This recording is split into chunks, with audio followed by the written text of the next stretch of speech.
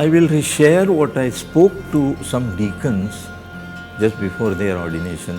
I told them, try to be priest without the priesthood.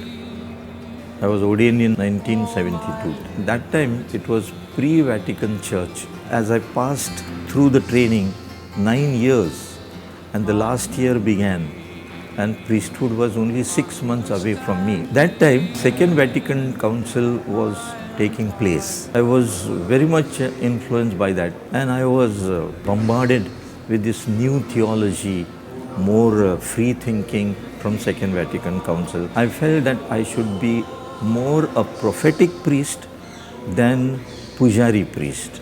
Pujari priest in the sense a ritualistic priest, means who is performing only the rituals according to missal and as far as possible even lectionary. But I felt that is not enough. We should be prophetic, because prophet is the one who brings God's word message to the community here and now. For example, the word of God which you read out, proclaim, should be linked to the life of the people here and now.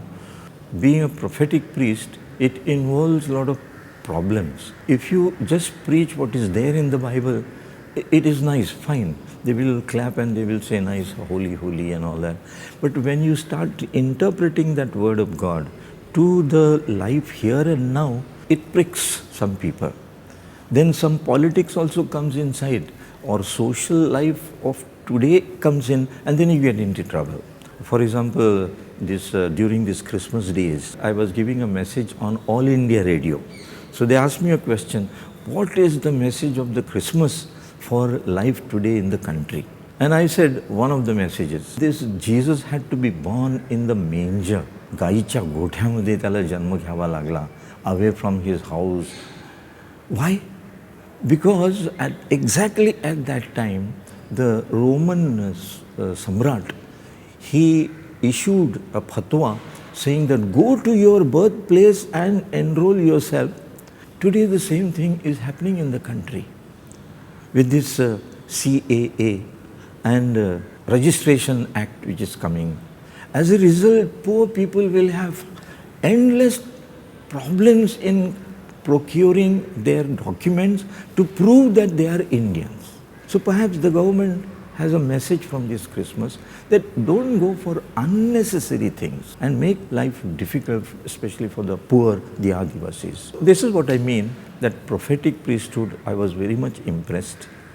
So much so I was influenced by Second Vatican Council that I left the seminary just 6 months before my ordination. I said, let me think over it. And I went out for a year, and I realized that as a priest, you can do a lot. So that's how I came back to the seminary and was ordained. And I'm really grateful to Cardinal Simon Piment at that time, who was the rector. He didn't question me anything what happened during that year when I took the break. He did not ask me any certificate to be brought that I am okay to be admitted in the seminary. Straight away, he admitted me, and within a month, he gave me diaconate. And that's how I'm here as a priest today. But as I told you, I continue this prophetic priesthood in my life.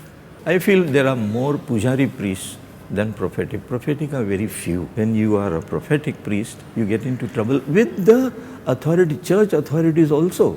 Second Vatican Council told me, you have to inculturate yourself in the life of the people and the country. And therefore I took up inculturation of liturgy, inculturation of life, and preaching. And that's how I was going for more Indian spirituality, Indian liturgy, but I got into trouble. First of all, my people in Vasai did not accept it. They say it is Hinduization. And as a result, I was transferred from 2 parishes only because I was stressing in inculturation. And I would say that this ritualistic priesthood doesn't fit into true Indian spirituality.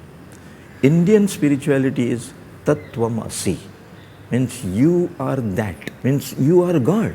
And self-realization has to come from within. And once you realize that you are He, finished. That is the real spirituality. But today, as I said, the Pujari priesthood is satisfied with rituals to be performed. You said the Mass exactly according to the Missal, okay.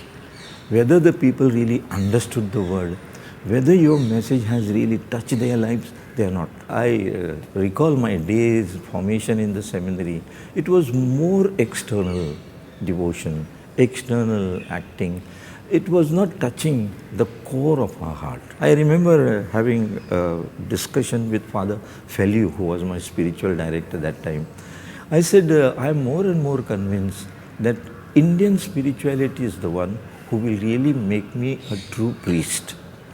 And Indian spirituality is interior religion, more realizing your own self. And therefore, dhyana is very important. Meditating spiritual truths and big ideas, theology, it's okay for brain, but heart is not formed. So for that you have to go into yourself. So be silent, go into your own, first of all know your own body, become awareness. Awareness, very important spiritual exercise. Be aware of your body, be aware of your feeling, be aware of your thought, be aware of your own soul. But you know, St. Thomas, great theologian, once he realized who God is and he had that God experience, he says, what I have written by way of theology is all useless, nothing before what I have received. So I feel that should be stressed here in the formation and in the seminary. I will share what I spoke to some deacons just before their ordination. I told them, try to be priest without the priesthood.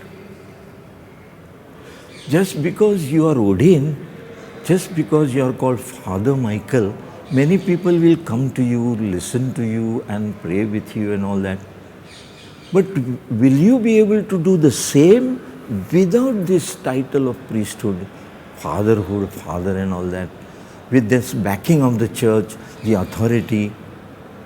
For example, if you want to give a little counseling to somebody who is a sinner, as a priest, perhaps he will listen to you. But without the priesthood, if you can speak to him and convert him, that is the real priesthood. And then, of course, added to that, when church appoints you and gives you a title, etc., it will add to you. But first, be priest without the priesthood. People should listen to you when you are speaking because you have something to tell them, to touch them.